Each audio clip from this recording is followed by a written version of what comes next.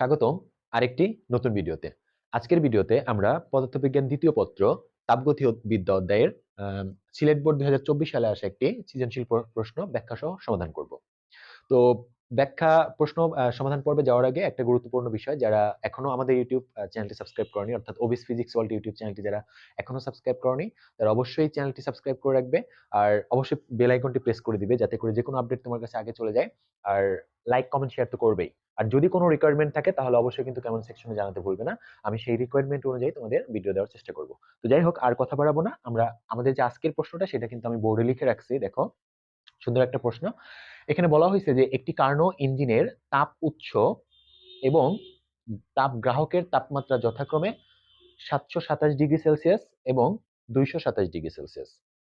ইঞ্জিনটি তাপ উৎস থেকে 1000 জুল তাপ গ্রহণ করে এবং তারপরে কি বলছে দেখো, একজন ইঞ্জিনিয়ার উক্ত ইঞ্জিনের দক্ষতা 60% এ উন্নীত করেন। এই হচ্ছে উদ্দীপক। তো দেখো, এখানে আমরা একটু দেখি কিসের কিসের ভ্যালু দেওয়া আছে। এখানে আমরা সবাই জানি যে তাপ উৎসের তাপমাত্রাটাকে আমরা টি1 দিয়ে প্রকাশ করি, তাই না? এই টি1 এর ভ্যালুটা দেয়া আছে এখানে 727°C। 727°C দেয়া আছে, ওকে, ডিগ্রি সেলসিয়াস। তারপরে টি2 যেটা তাপ গ্রাহকের তাপমাত্রা যেটা দেয়া আছে সেটা হচ্ছে 227°C। এবং এখানে তাপ গ্রাহক, এই যে উৎস বলছে ইঞ্জিনটি তাপ উৎস থেকে 1000 জুল তাপ গ্রহণ করে, তার মানে Q1 = 1000। এইটাও কিন্তু দেয়া আছে 1000 জুল। এই হচ্ছে আমার ভ্যালু দেয়া আছে। সো আমরা একটু ভালো করে দেখি, এই হচ্ছে ভ্যালুগুলো দেয়া আছে। আর আমরা কিন্তু সবাই জানি যে একটা কার্নো ইঞ্জিনের যে টেম্পারেচারটা বড় থাকে সেটাই হচ্ছে টি1 হয়, সেটাই হচ্ছে তাপ উৎসের তাপমাত্রা হয়। অর্থাৎ কখনো কোনো প্রশ্নে যদি তাপমাত্রা জাস্ট না বলা থাকে যে কোনটা উৎসের কোনটা গ্রাহকের, এটা যদি বলা না থাকে তাহলে তুমি বড়টাকে তাপ উৎসের ধরবা, ছোটটাকে তাপ গ্রাহকের ধরে নিবা। ওকে, তো যাই হোক, আমরা প্রশ্নটা সমাধান করবো এখন। প্রশ্ন সমাধানে দেখো, এখানে প্রথম প্রশ্নটা কি বলছে, তাপ গ্রাহকের কি, সরি, ইঞ্জিনটি কর্তৃক কৃত কাজের পরিমাণ কত বা মান কত বের করতে বলছে। আমরা দেখো যে এই চ্যাপ্টারে আমরা কাজের অনেকগুলো সূত্র পাবো।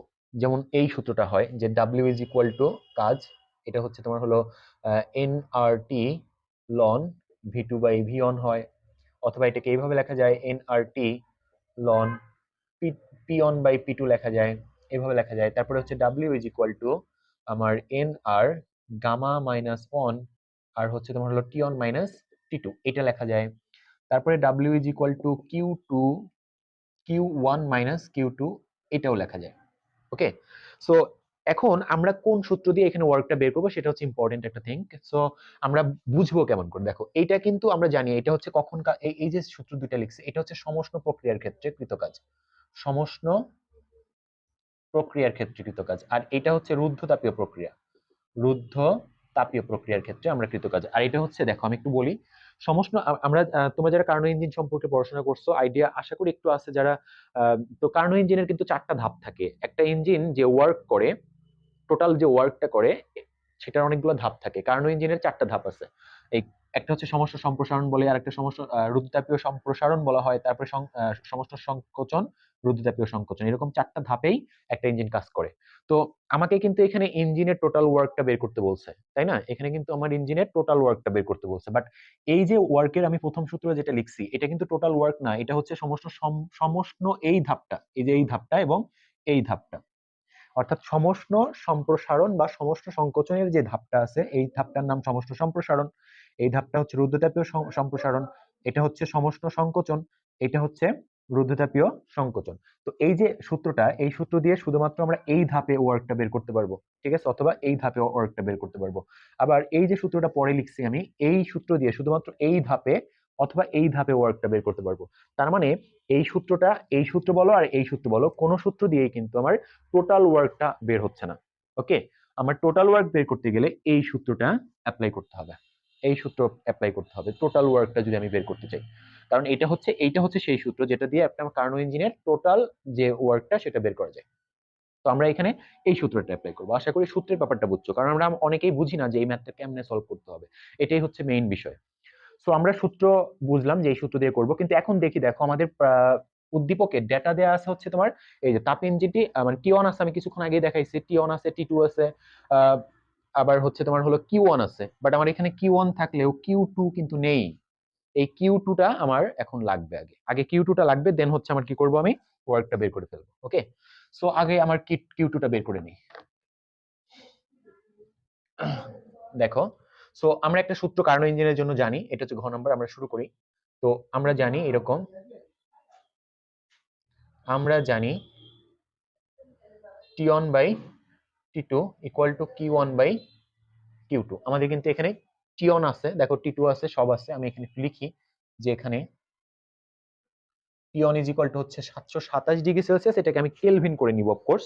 তো 727 এর সাথে 273 যোগ করে দেই আমি, 727 যোগ হচ্ছে তোমার 273, এখানে হচ্ছে 1000, 1000 কেলভিন। T2 কত? T2 হচ্ছে তোমার হলো এখানে 227 ডিগ্রি সেলসিয়াস, বা এটাকে যদি কেলভিন করি, আমি কেলভিন করে নিলে 227 এর সাথে হচ্ছে 227 যোগ হচ্ছে তোমার হলো 273, 500 কেলভিন হচ্ছে।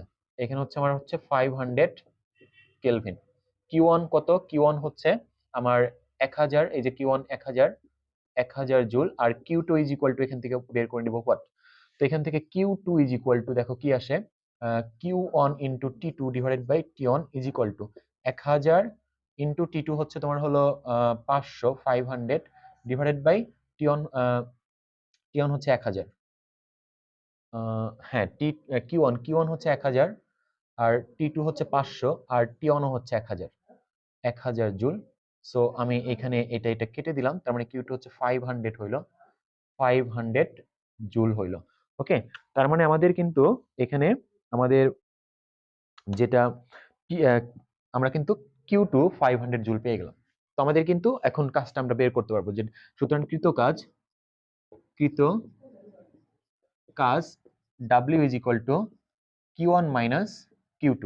Q1 হচ্ছে তোমার 1000 মাইনাস হচ্ছে 500, এত জুল, তো এখান থেকে বিয়োগ করলে আমরা পাবো 500 joule. This is the answer. So এই হচ্ছে আমাদের প্রথম যে এই যে ইঞ্জিনটি কর্তৃক কাজের মান কত বের করতে বলছিল, আমরা কিন্তু টোটাল ইঞ্জিনের যে টোটাল যে ধাপ, টোটাল মিলিয়ে কাজটা বের করে ফেললাম। তো আশা করি এটা বুঝতে পারছো, কোনো সমস্যা হয় নাই। আর যদি কোনো প্রবলেম হয় তাহলে তো কমেন্ট সেকশন আছে, কমেন্ট করে দিও, আমি অবশ্যই রিপ্লাই দেওয়ার চেষ্টা করব। আমরা এর পরবর্তী প্রশ্নে চলে যাব। দেখো, সরি, আমার পরে যে প্রশ্নটা সেটা বলছে, তাপগ্রাহকের কি পরিবর্তন করে উদ্দীপকের ইঞ্জিনিয়ার প্রদত্ত দক্ষতায় উন্নীত করতে সক্ষম হয়েছিল। অর্থাৎ এই যে ইঞ্জিনটার কথা বলছে, এই ইঞ্জিনটার কর্মদক্ষতা কত সেটা এখানে দেওয়া নেই। অর্থাৎ যখন ইঞ্জিনটার তাপ উৎসের তাপমাত্রা 227 ডিগ্রি সেলসিয়াস এবং তাপগ্রাহকের তাপমাত্রা তাপ উৎসের তাপমাত্রা 727 ডিগ্রি সেলসিয়াস এবং তাপ উৎসের গ্রাহকের তাপমাত্রা 227 ডিগ্রি সেলসিয়াস, ওই সময়কার কর্মদক্ষতা কত সেটা কিন্তু কোশ্চেনে নাই। বাট এটাকে আমরা 60% নিছি, 60% উন্নীত করা হয়েছে। ওই ইঞ্জিনিয়ার হচ্ছে সামহাও এটাকে 60-তে নেওয়া হয়েছে। কিভাবে নিছে সেটাই আমার বলছে, মানে তাপগ্রাহকের কি পরিবর্তন করার মাধ্যমে সে এটা করছে, এটাই আমাকে বের করতে বলা হয়েছে। তো আমি একটু ডিটেলসে তোমাকে বেসিকটা বুঝাই, আগে বেসিকটা আমি ক্লিয়ার করব, তারপরে হচ্ছে আমি প্রশ্নটা সমাধান করব। ওকে, আচ্ছা, তো দেখো, আমরা যে কোনো আগে আমি এই ইঞ্জিনের আগের যে কর্মদক্ষতা সেটা বের করি, আগেরটা। অর্থাৎ ইঞ্জিনিয়ার তো এটাকে উন্নীত করছে কত, উন্নীত করা মানে কি, বাড়ায় হচ্ছে 60-তে নিছে। বাট 60-তে নেওয়ার আগে এটার কর্মদক্ষতা কত ছিল সেটা কিন্তু আমার এখানে দেয়া নেই, আমি একটু বের করে নিব। দেখো, এটা হচ্ছে ঘ নাম্বার। সো আমরা ইটাটা বের করে নেই, ইটা equal to 1 minus T2 by, আমরা জানি সবাই সূত্রগুলা। হ্যাঁ, এটার দুইটা সূত্র আছে আমার, আরেকটা সূত্র কিন্তু এটা দিয়েও বের করা যায়, 1 minus Q2 by Q1 into কি 100%, এটাও কিন্তু কি 100%, এই যে কোনো একটা দিয়ে বের করা যায়। তো আমি প্রথমটা দিয়ে বের করবো। ওকে, প্রথমটা দিয়ে বের করি। সো এইখানে 1 মাইনাস T2 এর ভ্যালু হচ্ছে আমার কত, আমার এখানে 227 এর 500 ছিল, 227 এর সাথে এখানে 500 ছিল, 500, আর ওটা ছিল হচ্ছে 1000, 1000 ইন্টু কি, ইন্টু 100%। সো 1 মাইনাস এখানে হয় হাফ, 0.5 ইন্টু কি 100%। তো এখানে 0.5 ইন্টু 100% সমান কত, 50% হয়। তার মানে আগে কিন্তু 50% ছিল কর্মদক্ষতাটা, কিন্তু উনি 10% বৃদ্ধি করে কোথায় নিয়ে গেছে, 60-তে নিয়ে গেছে। এটা এটা কি মানে, এটাই বলছে যে তাপগ্রাহকের কি পরিবর্তনের মাধ্যমে? তাপগ্রাহকের তাপমাত্রা তো আগে ছিল 227°C মানে 500 কেলভিন। এখান থেকে কি পরিবর্তন করার মাধ্যমে, টেম্পারেচারটা বাড়াইছে না কমাইছে, কি পরিবর্তন করার মাধ্যমে উনি 60 তে নিছে, এটি আমাকে নতুন করে বের করতে হবে। তো তুমি একটা কথা মনে রাখবা যে একটা কার্নো ইঞ্জিনের কর্মদক্ষতাটাকে বাড়াইতে গেলে দুইটা ওয়েতে বাড়ানো যায়। এগেইন আমি আবার রিপিট করতেছি, একটা কার্নো ইঞ্জিনের কর্মদক্ষতা দুইটা ওয়েতে বাড়ানো যায়। নাম্বার ওয়ান, তাপ উৎসের তাপমাত্রাটাকে আমি স্থির রাখবো, তাপ উৎসের তাপমাত্রাটাকে স্থির রেখে তাপগ্রাহকের তাপমাত্রাটাকে কমায় দিতে হবে, এই একটা ওয়ে, তাইলে তোমার কর্মদক্ষতা বৃদ্ধি পাবে। আরেকটা ওয়ে হচ্ছে তাপ গ্রাহকের তাপমাত্রাটাকে স্থির রেখে উৎসের তাপমাত্রাটাকে বৃদ্ধি করে ফেলা। ঠিক আছে, দুইটা ওয়ে বললাম। আবার বলতেছি, সরি আমার একটু ঠান্ডা লাগছে তো দ্যাটস ওয়াই একটু সমস্যা হচ্ছে, তোমরা একটু ইয়া করে দেখো। আমি আবার বলতেছি, একটা কার্নো ইঞ্জিনের কর্মদক্ষতা যদি আমি বৃদ্ধি করতে চাই তাহলে আমাকে দুইটা ওয়ে ফলো করতে হবে, যে কোনো একটা ওয়ে ফলো করতে হবে দুইটার। একটা হচ্ছে উৎসের তাপমাত্রাটাকে আমি যা আছে তাই রাখবো, গ্রাহকেরটাকে লো করে দিব, কমাই দিব।